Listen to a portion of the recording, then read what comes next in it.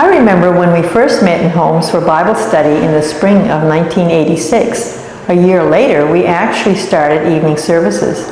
Then in November of that same year, 1987, we had our first morning service at Bell Park School in Lake Echo.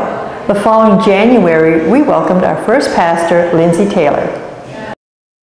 In '89, that was close to 20 years ago, our church purchased this land where the present building stands. But we continued to meet in the school for the next year.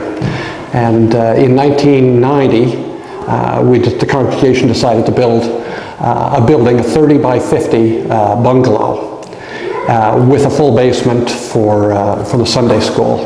And so in 1990, we had our first building, and it was finished, and we moved in.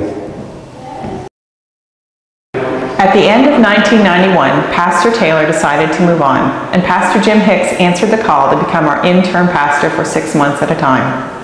He stayed until the end of 1994, when Frank Kohler accepted the call to serve as our full-time pastor.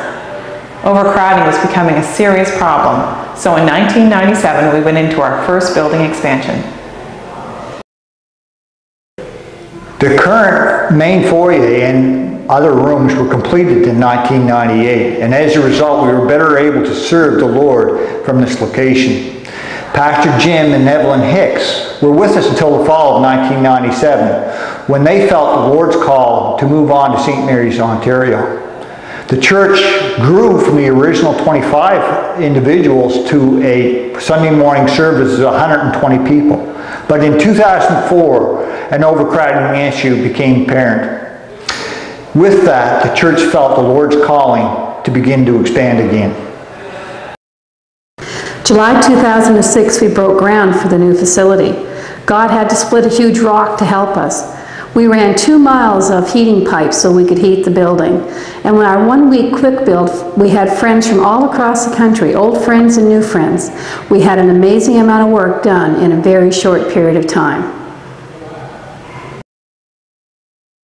Our current facility was completed for occupancy in April of 2006. It currently will hold 300 people comfortably and has an overflow for an additional 150 people. We just feel there's so much potential to reach people and provide community services for them in the community of Lake Echo and Mineville, and that's what we're working toward right now. Confessions of faith, baptisms, new members, discipleship, developing leaders. These are just a few phases of making disciples within the local church and following the instruction of Jesus Christ in the Great Commission. And now we've brought on an associate pastor whose focus is on children's ministry and the youth of our church and the communities around us. And we must continue to reach out to the communities around us with the gospel of Jesus Christ. That is our task.